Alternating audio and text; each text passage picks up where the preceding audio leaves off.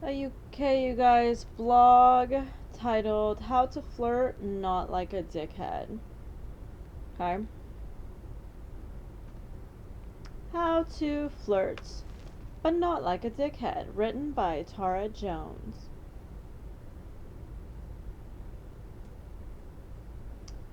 The other day I was watching this show, Tough Love, for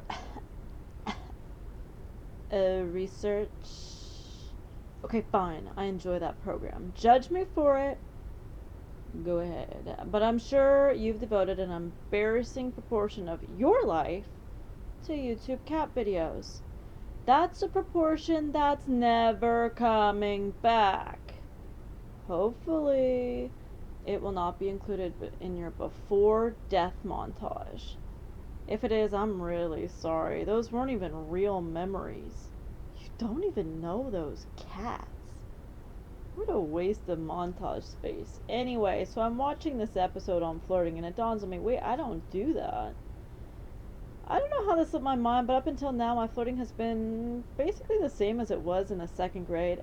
Essentially, I fancy up my language to call whoever a butthead, and then steal his lollipop while verbally pushing his face in the sand. Being that I was raised by a single dad in the pivotal years of puberty, my flirting never left these elementary stages. Therefore, I've never conducted the brilliant intricacies of hair twirling, eyelash batting, and tee-hee-heeing, or nice people flirting as I've come to understand it. The problem is, I don't know how to have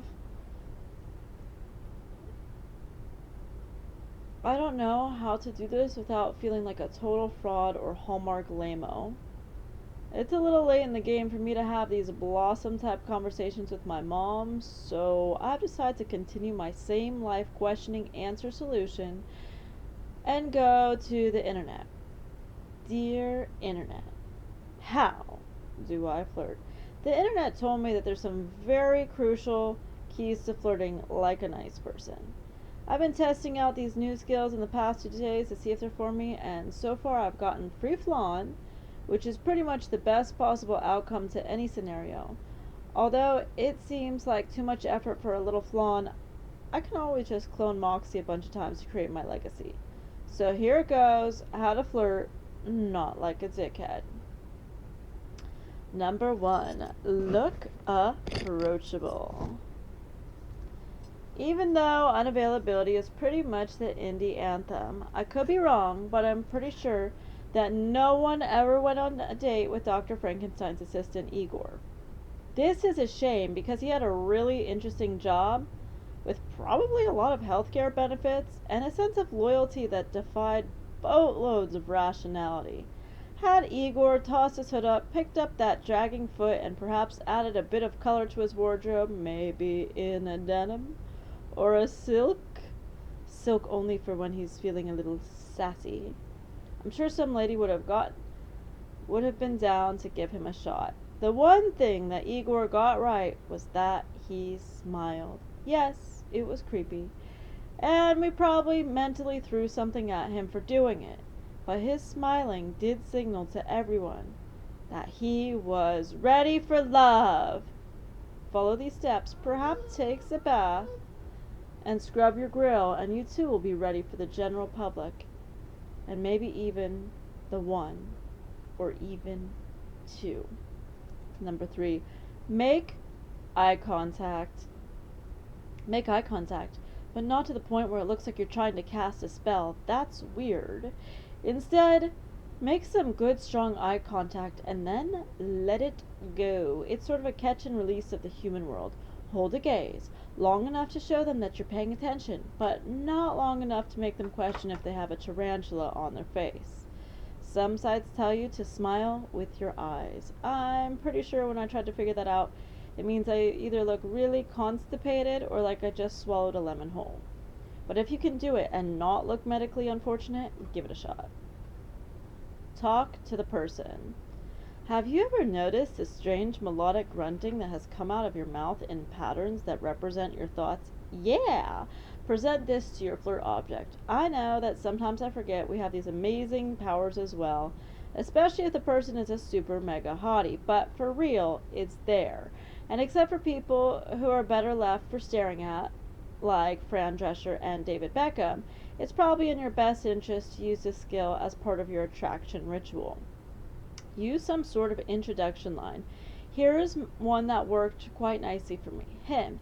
Hey, thanks for watching my seat. Me. You're welcome, but you don't know what I've been through for you. I had to defend it from a man wearing assless chaps. So you should probably sit down and talk to me about it. You don't have to say strictly with this formula, but it will probably work for any scenario about 97% of the time. Okay, you caught me. I was being modest. That line will always work at any time. I have literally used this line. 4. Give that person your full attention.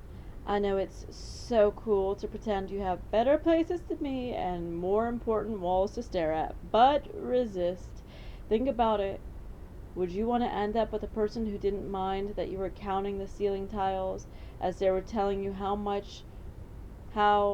her gram might not make it much longer? No. Then again, that's pretty much a lot of information to tell someone the first day, which is an overshare on their part. In that case, good call. Count away, my friend. My bet is 92 towels. Shall we make a wager? Oversharing is not attractive. There's a reason that people call it verbal diarrhea, so hopefully that mental image will prevent you from committing to that look. You know how Fabio lets his shirt coyly flow open, revealing just a nip but not the whole deal? Yeah, do that. What are you doing? Put your shirt down. Not with the actual nip, your conversational one. Show enough about yourself to get the ball rolling, but don't become a bus flasher to get your ball rolling. That's too much and it's unbecoming. 5. Initiate physical contact. Make a subtle arm touch or leg tap. Don't linger too long. Don't cross the boundaries. No matter how slowly or gracefully you approach a hi, how are you boob touch, we're still going to register you as a sex offender, so don't even think about it. A light touch is an equivalent of sticking your big toe in the bathwater. If the water's warm, you can relax and sink in. But if the water is cold, get the fuck out. It's not going to feel any warmer if you dive right in. Touch and gauge their response.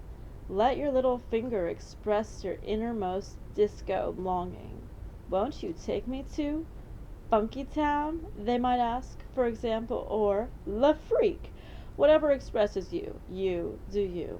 And with a title like that, we already know that you do. 6. Seal the deal, stud. Being that I haven't tested these things outside of my flawn success, I am not sure. Should I play it dainty and wait for the man to ask me out? There is a comment box below if you know these answers. Either way, if you want it to happen and you feel like you need to be the one to do it, go for it. The worst they can say is no, or no, followed by get off my property. The restraining order says 50 feet at all times. Either way, aside from your freedom, what do you have to lose? I hope this helps because it dawned on me there's so many of us awesome people out there who might just need to be putting out the right messages at the right time to attract the right folks into their lives. Steps 1 through 4 can be used for friendships and prospective dates alike, but don't cross into 5 and 6 unless you're prepared to go to Funky Town with that person. Otherwise, you might awkwardly be overly involved acquaintances in your life, sort of like Mr. Rogers' mailman was to him. Intervention mailman. Rogers is an old man who strips down in front of children into his indoor and outdoor outfits. You're gonna come into his house every day? I mean, it seems inconvenient and off route, and you don't even ask questions why he's always home and talking to an audience who's not in the house. Whatever, mailman, that's on you. But don't you dare use a phrase, I don't know what happened, Rogers just went postals. This has been How to Flirt, but Not Like a Dickhead by Tara Jones.